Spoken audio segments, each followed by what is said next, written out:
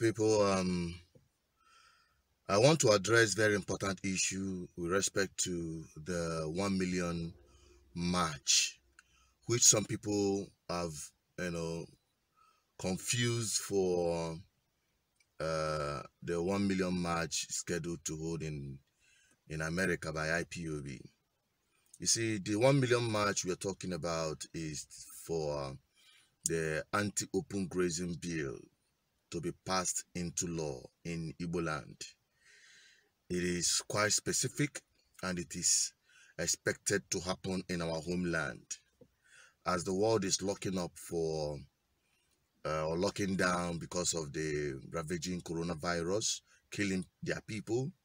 We have a more dangerous and deadly pandemic that have killed more of our people than coronavirus, and that is the marauders, the herdsmen that have been ransacking villages, killing innocent people, raping women and children, and rendering our land desolate. And our political class are not doing enough to curtail this madness. And as such, we have decided to take action, legitimate action, to put this madness to an end. Having said that, I want to further explain this. The position of the governors of the Southeast and the political leaders or the elite class in the Southeast, the thing marvels me. The thing they give me nightmare. I kept wondering, how come we have the worst of us taking decisions that affects every one of us? I don't see the reason why our governors have decided that they will not act promptly in response to this madness. Other places, other governors, they have done the same thing. It's not that you are going to do something that is outside the law or we're asking for too much. We are asking you to enact the law that has been in existence before the colonial masters even came. It is our norms and value. It is our tradition. It is part of our ordinary. You don't carry livestock into people's farm to graze on it. It's not done. Obahalu is a sacrilege in Igbo Land. And that is what we are asking our governors, these people in government, to put this thing in power as a law, to put this law into effect, to sign it into law. But they have been playing hide and seek game. Whatever reason that is making them to be licking the butts of the caliphates or whomever that is manipulating them against us will stop by April. After April, and they did not sign this thing into law, the people will rise and mandate them. We are going to shut down the entire system, just like the world is shutting down against corona. We're going to shut our schools, we're going to shut our markets, we're going to shut our workplaces. We're not going to go to work because we are not alive. You cannot guarantee that you're going to be. Look at people who, just to travel from Anambra to Enugu, you hear about kidnap. People cannot even go to their farms freely. Look at what is happening in Delta State. Look at what is happening in Ebonyi State, in Imo State. In most part of Igbo Land, this madness is ravaging. And these guys are not doing anything about it. Then we're going to teach them how to do it. And how is it that we are mandating them? You say they carry our mandate. Now we're going to mandate them to do this one thing, to sign into law the anti-open grazing. Now let me not talk too much and let me take you to this corner. The experience, when the government comes up with their cosmetic policies, talking about diversification of the economy, encouraging people to go to farm.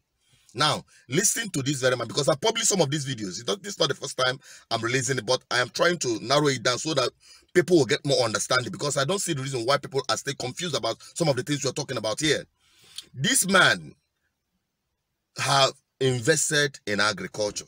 Now, listen to his experience. I'm coming in because of the comments of the general about security. And again, at the beginning of this program, one of our presenters laid emphasis on the importance of agriculture in our economy.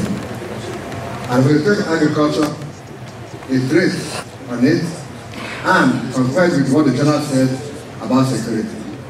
I still believe that there is a very strong case with the issue of herdsmen.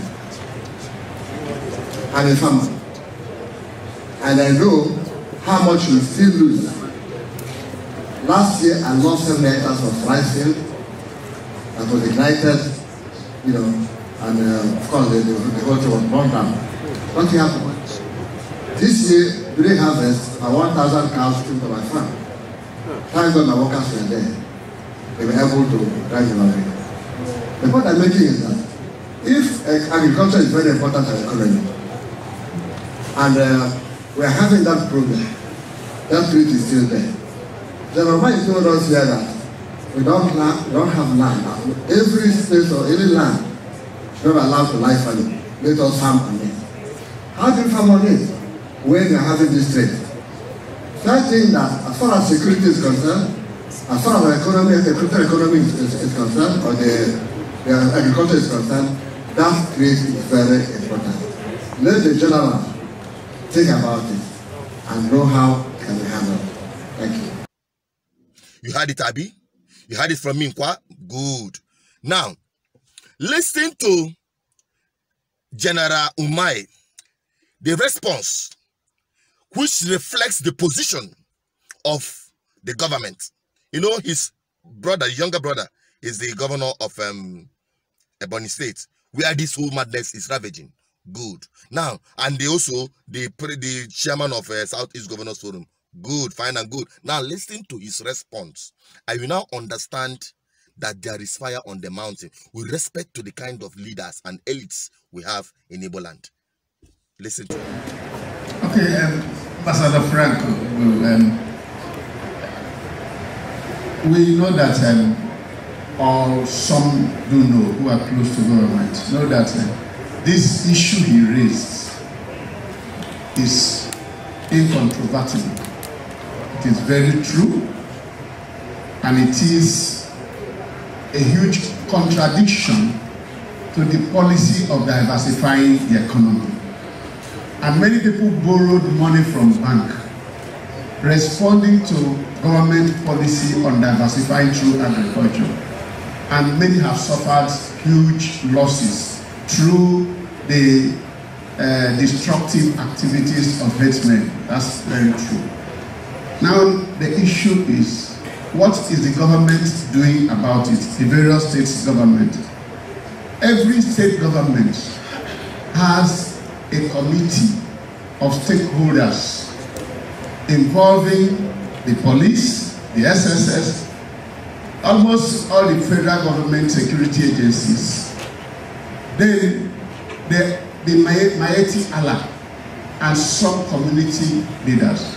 So each time such a thing happens, the committee sits and finds fault with the herdsmen, or if it's the community people that kill their cow, they will take decisions and repayment is made according to whatever judgment they may enter into.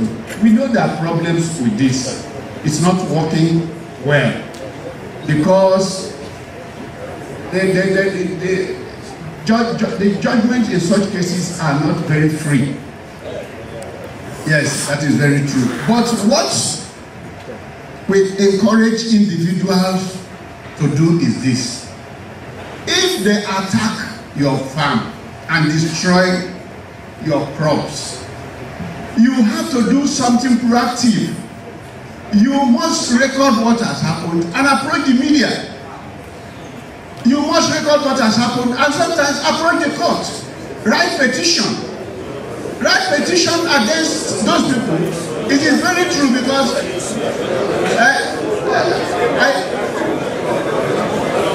we do not. Excuse me. Thank you. Excuse me. We don't approach issues the way the Yorubas do it and get what they want through the voice of international community. If they have been destroying your farm and you have no petition you have ever written, supposing there is a time where it is required for you to make a case, and you have never written any petition to the police, to any level of authorities, and anything you bring at that point is afterthought. So we should learn to do things the way Yorubas, for instance, who understand what legal procedure and the avenue for sensitizing the international community is. They understand it and they do it very well. So we should also adopt this. It's working for them, it will work for us. You see, I am not here to judge you. I have so much respect for you, sir. And whatever that is making you guys to be politically correct at this time is totally rubbish. You know why I call it rubbish? People are killing your people, and you are being politically correct about it. People are ravaging your farms, killing your people, and you're asking them to take pictures and videos and go to court. What kind of useless court is that? When there is no law in place to checkmate this madness. It is totally, I can't fix it. It doesn't add up. Trust me, it doesn't add up.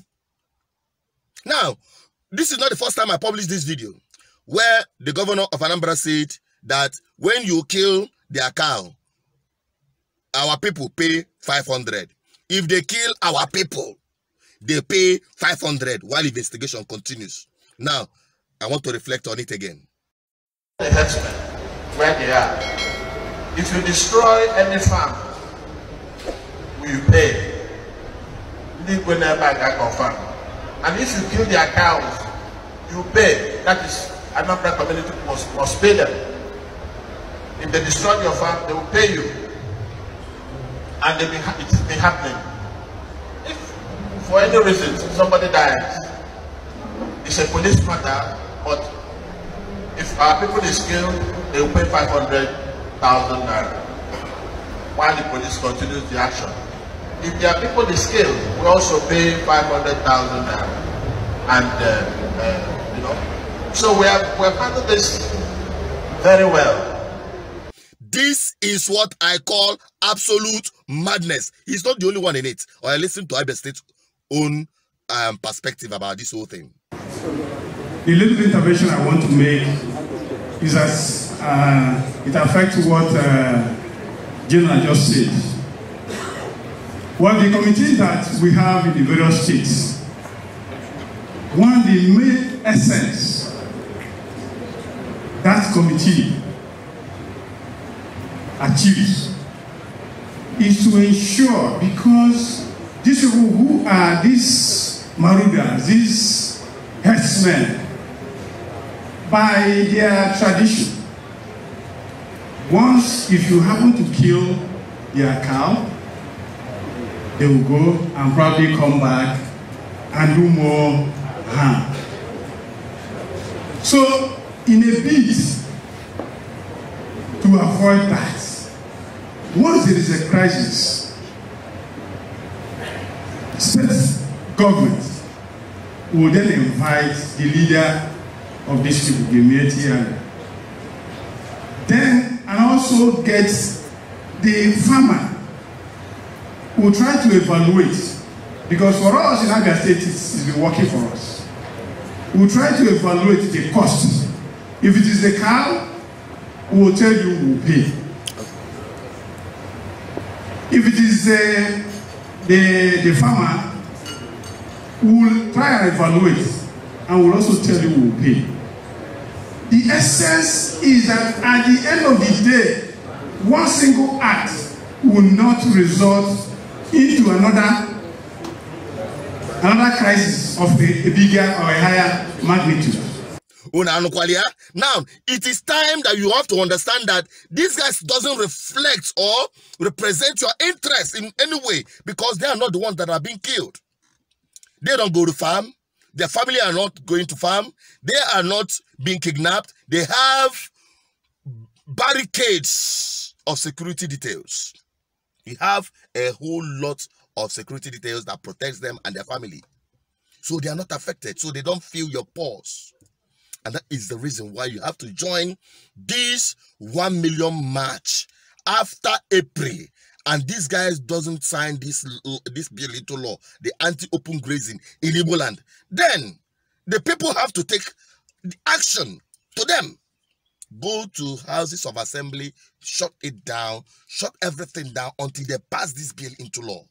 We are not demanding for too much. We are not asking something that is out of context. We are demanding that our traditional values will be maintained, our laws as a people that sustained our ancestors should be preserved by them enacting this law. It is not too much to ask. And I believe at this point, if you say you don't understand what we're talking about on this, then you are one of the problem. And if you are still trying to complicate issue, trying to confuse other people, trying to make this thing look like a competition between one person or the other, then something is mentally wrong with you. When we are talking about something that is serious, we should be serious about it. Honestly speaking, this is no time to play sectionalism. This is no time to say this is my group or my group. Everything that touches everyone in Igbo Land touches every one of us. And we all have to join hands to fight this battle. This is where the battles have been drawn, and our people must stand up to it. We have talked too much. It is time for action. Many of you have asked for action. Now this is time for, at this stage, don't call me to ask me who is coordinating this or what information are you. We are not giving out any information at this point. We want people to identify with this movement. We want volunteers to come up. We want to see the response of our people. I've made a video in the past. I expect it to go viral, and that first video, the link is down there and you can see it popping up. I want you to share that video and share this one. Let everyone understand what is on ground and why we must take this action now. Everybody must be involved in this. This is very serious. This is more serious than coronavirus, and you have to be part of it. If anyone out there doesn't know about it, you that is watching, you are responsible for that. So that is why I expect you to keep sharing this video and extending this campaign. Join People's Restoration Movement. That is not just a group for anything. That is a political group set up for a revolution such as this. Let me tell you, some people don't understand that politics is not all about contesting and winning election. Politics is about taking decisions that affect you and I. You understand? So you have to be part of it. Go to People's Restoration Movement. That is where we are gathering the volunteers that will be taken to the next stage. And what you need to do is to share this video. That is the least you can do at this time. And as we expect more of our people to respond, your response will tell us to a long run what we are, if we are ready for this task. Thank you for watching.